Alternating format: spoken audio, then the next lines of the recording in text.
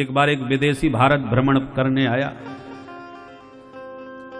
तो उसने एक गांव से गुजरते हुए कुछ भीड़ इकट्ठी देखी, तो वह कौतुक बस आ गया कि देखे क्या हो रहा है, भीड़ इकट्ठी क्यों है। पता चला कोई झगड़ा चल रहा है, सरपंच साहब निर्णय नहीं कर पा रहे।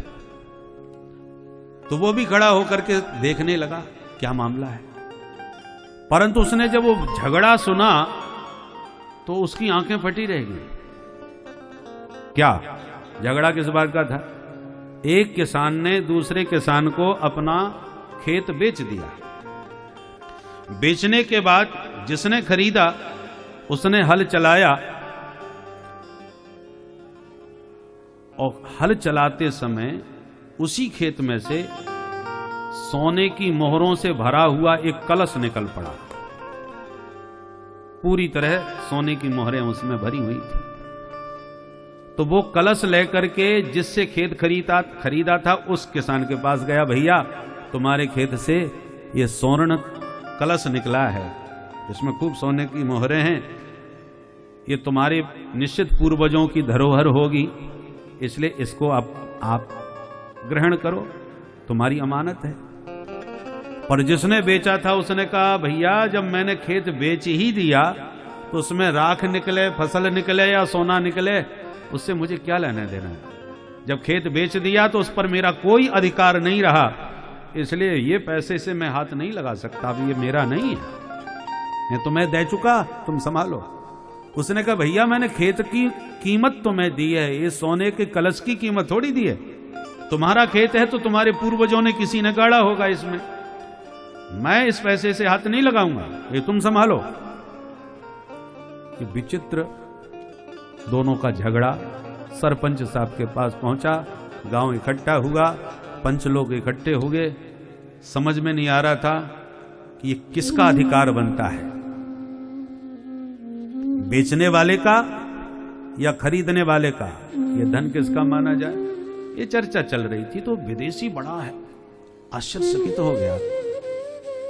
पुराने जमाने में लोग हर पैसे से हाथ नहीं लगाते थे कि भाई बुरा पैसा हमारे घर आएगा, हमारा परिवार बिगड़ जाएगा, हमारी संतति बिगड़ जाएगी। इतना डरते थे लोग पैसे से, गंदे पैसे से, गलत पैसे से। और आजकल लोग इसी जुगाड़ में ज्यादा घूमते हैं कि कहां गड़ा हुआ मिल जाए या जिसके आगे पीछे ना हो उसको पकड़ा जाए। कितना सोच का अंतर आ गया। उसको बड़ा आश्चर्य हुआ विदेशी को, उसने सोचा कि जिस देश की प्रजा का ऐसा अद्भुत आदर्श हो उस देश का राजा कैसा होगा। यथा राजा तथा प्रजा। पता लगाता हुआ विदेशी गया राजघराने का, तो एक लंबी शिखा वाला ब्राह्मण आ रहा था स्नान आदि से निवृत्त होकर। उस विदेशी ने उसी से पूछा, महाराज हमें इस देश के प्रधानमंत्री से मिलना है, आप बता सकते हैं वो कहां मिलेंगे। तो उसने कहा, ये जो झोंपड़ी देख रहे हो, फूस की झोंपड़ी, इसी कुटिया में आपको प्रधानमंत्री जी मिलेंगे। उनसे मिलने का समय है रात्रि 8 बजे।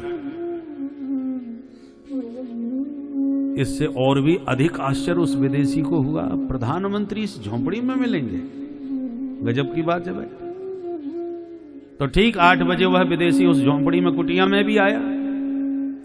तो देखा क्या कि वही ब्राह्मण जिसने बताया था कि यहां मिलेंगे, वही बैठा बैठा कुछ एक दीपक के उजेले में लिख रहा है। तो विदेशी ने आकर के प्रणाम किया, पंडित जी प्रणाम, अब बताइए प्रधानमंत्री जी कब आ रहे हैं, कैसे मिलेंगे। ब्राह्मण बोला, विराजिए। विदेशी बैठ गया।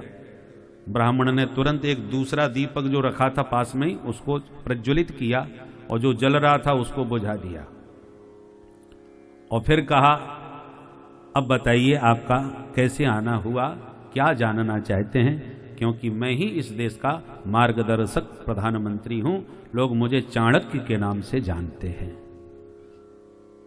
तो विदेशी बड़ी देर तक तो देखता रहा, और फिर उसने एक प्रश्न किया, ये बताइए, मैं जब आया तो आप कुछ लिख रहे थे एक दीपक के उजेले में, परंतु मेरे से आपने जब बात करी तो आपने दूसरा दीपक जला के उसको बुझा दिया। उजेला तो इसमें भी उतना ही हो रहा है, उसमें भी उतना ही हो रहा था। तो ये बात आपकी हमारी समझ में नहीं आई। जब दोनों में समान उजेला है तो उसको बुझाने की क्या जरूरत थी और इसको जलाने की क्या आवश्यकता। तब कहा कि सुनिए महाशय, मैं कुछ राजा का राजनीतिक कार्य कर रहा था, लिखा पढ़ी का हिसाब किताब, तो मैं राजकीय कार्य कर रहा था।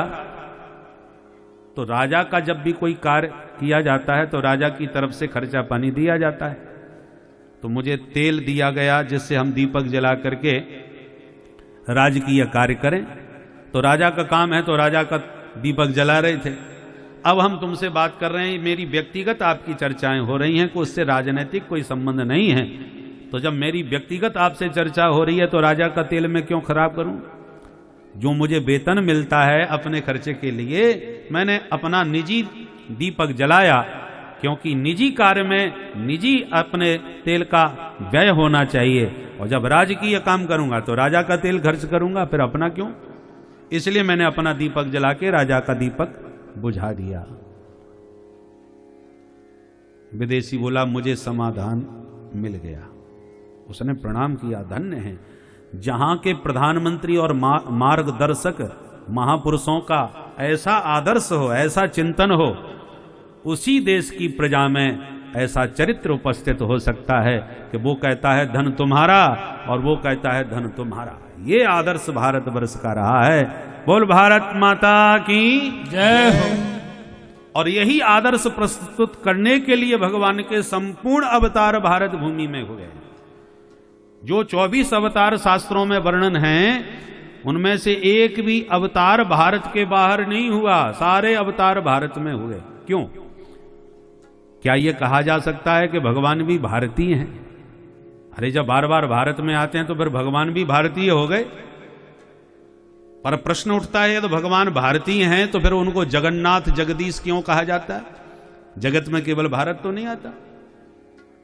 तो ध्यान से सुनिए, भगवान यदि जगन्नाथ हैं तो भारत में ही क्यों आते हैं? सारे जगत में अमेरिका, लंदन, इराक आदि में क्यों नहीं आए?